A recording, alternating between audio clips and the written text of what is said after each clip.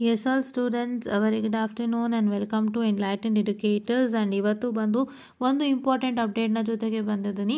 And ನಾನು last time ನಿಮಗೆ subject ಈಕ್ವಲೆನ್ಸ್ನ ಕೊಡೋವಾಗ 2021 ಸ್ಕೀಮ್ಗೆ last time ಕೊಡುವಾಗ ನಾನು ಒಂದು ಮಾತನ್ನು ಹೇಳಿದ್ದೆ. ಸೊ ಇವಾಗ ಅದನ್ನ ಚೆಕ್ ಮಾಡಿದೆ ನಾನು ಒಂದ್ಸತಿ, because if I had told the same and let me correct that ಅಂತ ಹೇಳಿ. So I had already told you that ನಿಮಗೆ ಯಾವ ಒಂದು ಸಬ್ಜೆಕ್ಟ್ ಇದೆ, that mean which subject you have a backlog. For example, say if you have a backlog of 21 EC 52, ಅದು ಯಾವ subject ಆದರೂ ಇಲ್ಲಿ that should be in the fifth sem itself in the 22 scheme ಅಂತ. Say for example, if you are 21 EC, I'll take 42. Okay, 42. Let me take 42. So your 21 EC 42 is DSP ಅಲ್ವಾ?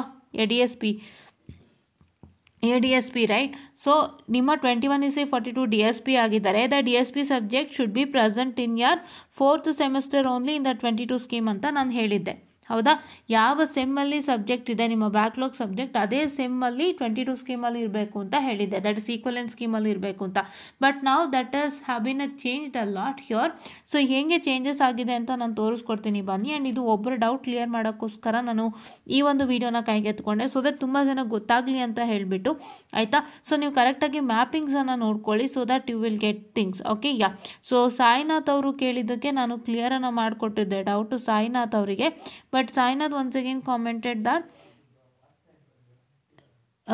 but software engineering is in 5th sem for 22 scheme ಅಂತ ಕೇಳ್ತಾ ಇದ್ದಾರೆ. So 5ನೇ ಸೆಮ್ಮಲ್ಲಿ ಇದೆಯಲ್ಲ ma'am, ನಾವು ಅದನ್ನೇ ಬರಿಬೇಕಂತ ಕೇಳ್ತಾ ಇದ್ದಾರೆ. ಸೊ ಅದಕ್ಕೆ ನಾನು ಉತ್ತರ ಕೊಡ್ತಾ ಇದ್ದೀನಿ ಸಾಯಿನಾಥ್ ಅವರೇ. ಓಕೆನಾ? ಯಾ, ಅದಕ್ಕೆ ಉತ್ತರವನ್ನು ಕೊಡ್ತಾ ಇದ್ದೀನಿ. ಸಾಯಿನಾಥ್ ಅವರೇ, ಇದು ಬಂದು ನಿಮ್ಮ CS PDF ಅಂದರೆ ನಿಮ್ಮ CS 2021 scheme equivalent to 2022 scheme. ಓಕೆನಾ? ಸೊ ಇಲ್ಲಿ ನೀವು ನೋಡ್ಬೋದು, ನೀವು ಕೇಳಿದಂಥ ಸಬ್ಜೆಕ್ಟ್ ಒಂದು 21 CS 61 software engineering and project management. ಕರೆಕ್ಟಾ? Project management.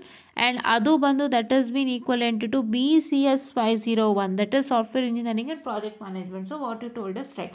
ಸೊ ಹಾಗಾಗಿ ಇವಾಗ ಅದು ಏನು ತೊಂದರೆ ಇಲ್ಲ.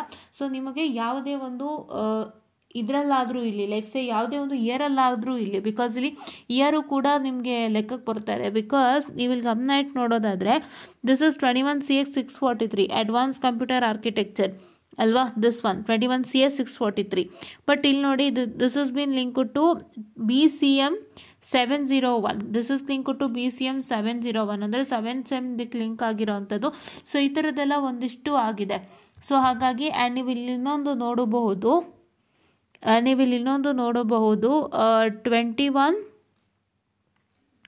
21 CS 54. 21 CS 54 ಇದೆ, artificial intelligence and machine learning. ಅದನ್ನು ಅವ್ರು ಯಾವುದಕ್ಕೆ ಮ್ಯಾಪ್ ಮಾಡಿದ್ದಾರೆ ಅಂದರೆ BCS 602ಗೆ ಮ್ಯಾಪ್ ಮಾಡಿದ್ದಾರೆ. They map to BCS 602 that is machine ಲರ್ನಿಂಗಿಗೆ ಮ್ಯಾಪನ್ನು ಮಾಡಿದ್ದಾರೆ.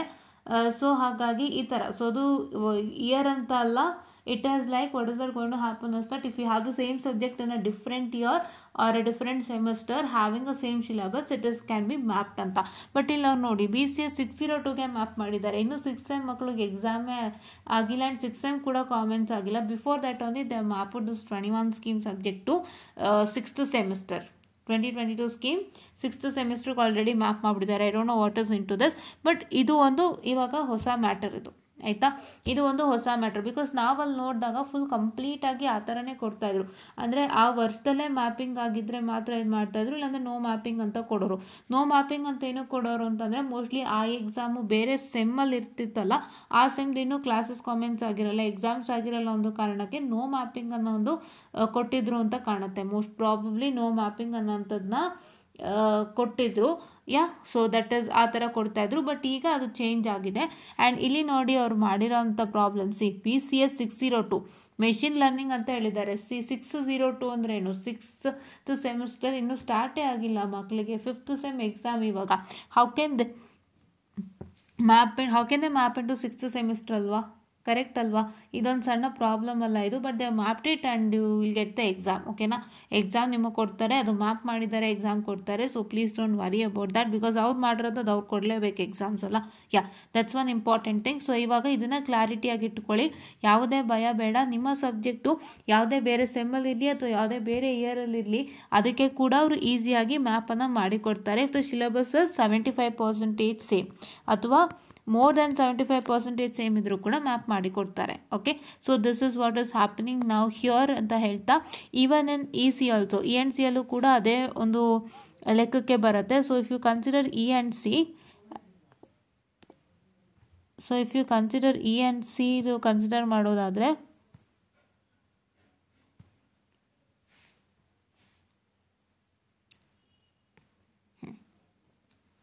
ನೀವು ಇ ಆ್ಯಂಡ್ ಸಿದು ಕೂಡ ಕನ್ಸಿಡರ್ ಮಾಡೋದಾದರೆ, as I told you that here you can see in E and C that, just a minute, I very sorry for the distraction. See, here you can see in E and C that this is 21 EC42, that is digital signal processing, right? So ಇದು ನಿಮ್ಮ exam.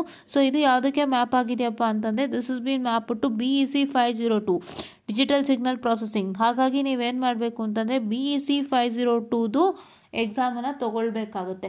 So ಇದರಲ್ಲಿ ಒಂದು confusion ನಿಮ್ಮೆಲ್ಲರಿಗೂ ಇರ್ಬೋದು, ನಮ್ಗೆ ಯಾವತ್ತು exam ಬರೀಬೇಕು ಅಂತ, ಟೈಮ್ ಟೇಬಲ್ ಹೆಂಗೆ ಬರುತ್ತೆ ಅಂತ. ಅದು ಟೈಮ್ ಟೇಬಲ್ ಬಂದಾಗ ನಾನು ಇನ್ಫಾರ್ಮ್ ಮಾಡ್ತೀನಿ. ಓಕೆನಾ, ಟೈಮ್ ಟೇಬಲ್ ಬಂದಾಗ ನಿಮಗೆ ಇನ್ಫಾರ್ಮ್ ಮಾಡ್ತೀನಿ ಯಾವಾಗ ಎಕ್ಸಾಮ್ ತೊಗೋಬೇಕು, ಹೇಗೆ ಏನು ಅಂತ. ಬಿಕಾಸ್ ಈಕ್ವಲೆನ್ಸ್ ಆಗಿರೋದ್ರಿಂದ ಅದು ಒಂದು ಸಣ್ಣ ಕನ್ಫ್ಯೂಷನ್ಸ್ ಇರುತ್ತೆ. ಆ್ಯಕ್ಚುಲಿ ಇದು ಹೇಳಬೇಕಂದ್ರೆ ತುಂಬ ಜನಕ್ಕೆ ಈ ಮ್ಯಾಟ್ರಲ್ಲಿ ಕನ್ಫ್ಯೂಷನ್ಸ್ ಇದ್ದೇ ಇರುತ್ತೆ. ಬಿಕಾಸ್ ಅವರು ಹಳೇದಕ್ಕೂ ಟೈಮ್ ಟೇಬಲ್ ಸ್ಕೆಡ್ಯೂಲ್ ಮಾಡ್ತಾರೆ, ಹೊಸದಕ್ಕೂ ಸ್ಕೆಡ್ಯೂಲ್ ಮಾಡ್ತಾರೆ. ಸೊ ಹಾಗಾಗಿ ಆ್ಯಂಡ್ ಒಂದು ನೆನಪಿನಲ್ಲಿ ಇಟ್ಕೊಳ್ಳಿ, ಈ ವಿಷಯವಾಗಿ ನಿಮ್ಮ ಹಾಲ್ ಟಿಕೆಟಲ್ಲಿ ಯಾವ ಒಂದು ಸಬ್ಜೆಕ್ಟ್ ಕೋಡ್ ಬರುತ್ತೆ, what is that subject code you are getting in your hall ticket, on that the only have to write your exam. So ಅದೊಂದು ನೆನಪಿನಲ್ಲಿ ಇಟ್ಕೊಳ್ಳಿ. ನಿಮ್ಮ ಹಾಲ್ ಟಿಕೆಟಲ್ಲಿ ಇಲ್ಲಿ BEC502 ಅಂತ ನಿಮ್ಮ ಹಾಲ್ ಟಿಕೆಟಲ್ಲಿ ಮೆನ್ಷನ್ ಮಾಡಿದರೆ BEC502 ದಿನನೇ ಬರೀಬೇಕಾಗುತ್ತೆ. ಅದೊಂದು ನೆನಪಿನಲ್ಲಿ ಇಟ್ಕೊಳ್ಳಿ. Have to go according to your hall ticket. See all many of the colleges, especially in autonomous, they give the date, I'm sorry for the distraction, they give the date and the time and subject code ಇಷ್ಟು ಕೊಡ್ತಾರೆ. ಯಾಕೆಂದರೆ ಸ್ಟೂಡೆಂಟ್ಸ್ಗೆ day to time confuse ಆಗಬಾರ್ದು ಅಂತ ಕೊಡ್ತಾರೆ. Many of them are telling in VT only this is not been provided, only subject code has been provided ಅಂತ. Correct ಅಲ್ವಾ? PUC ಅಲ್ಲೆಲ್ಲ ನಿಮಗೆ ನೀಟಾಗಿ ಕೊಡೋರು, ಡೇ ಟು ಟೈಮು ಸಬ್ಜೆಕ್ಟ್ ಕೋಡು ಅಥವಾ ಸಬ್ಜೆಕ್ಟ್ ನೇಮ್ ಕೊಡೋರು, ಪಕ್ಕದಲ್ಲಿ ಇನ್ವಿಜಿಲೇಟರ್ ಸಿಗ್ನೇಚರ್ ಇರ್ತಿತ್ತಲ್ವ. ಸೊ ಆ ಥರ ಒಂದು ಕೊಟ್ಟಾಗ ನಿಮಗೆ ಗೊತ್ತಾಗುತ್ತೆ ಈಸಿಯಾಗಿ. But this is like they only give the subject code, that is like kind of but no problem. So ಅದೊಂದು ನೆನಪಿನಲ್ಲಿ ಇಟ್ಕೊಳ್ಳಿ. ಸೊ ಇವಾಗ ಟೈಮ್ ಟೇಬಲ್ ಆದಷ್ಟು ಬೇಗ ಬರುತ್ತೆ. ಸೊ ಇವಾಗ ಟೈಮ್ ಟೇಬಲ್ ಆದಷ್ಟು ಬೇಗ, ಆಲ್ರೆಡಿ ಟೈಮ್ ಟೇಬಲ್ ಬಂದಾಗಿದೆ. ಸೊ ಅದರಲ್ಲಿ ನೀವು ನೋಡ್ಕೊಳ್ಳಿ ಯಾವತ್ತು ಇದೆ ಏನು ಅಂತ. ಸೊ ಟೈಮ್ ಟೇಬಲ್ ಬಂದಾಗಿದೆ ಅಲ್ಲ, ಕರೆಕ್ಟ್? ಟೈಮ್ ಟೇಬಲ್ ಬಂದಾಗಿದೆ ಅಲ್ವಾ, ಅದನ್ನು ನೋಡಿಕೊಂಡು ನೀವು ಮಾಡ್ಕೊಳ್ಳಿ. Once you get the hall ticket, you see which what I can say yeah, I am sorry for the distraction, I told time table have not come, right? Time table have come already. ನಾನು discuss ಮಾಡಿದ್ದೀನಿ 21 ಸ್ಕೀಮ್ದು. And please to make sure that once you get the hall ticket, you see the subject code, and according to that subject code only you attend your examinations. Okay, so this is all as what I was about to tell you ಅಂತ ಹೇಳ್ತಾ, once again I'm very sorry for the distractions. Exam timetable have come, ನಾನೇ ಮಾತಾಡಿದ್ದೆ but suddenly it went on.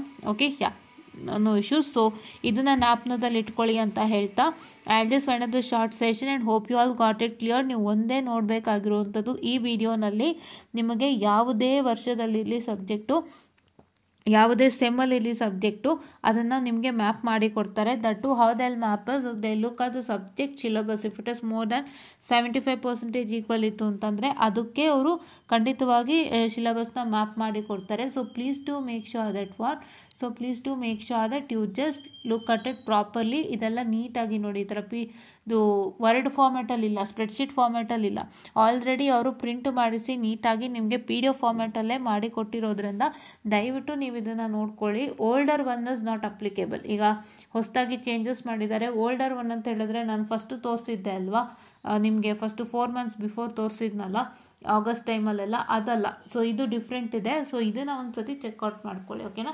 So this is what is all I was about to tell you ಅಂತ ಹೇಳ್ತಾ, I just wind up this short and sweet session and thank you.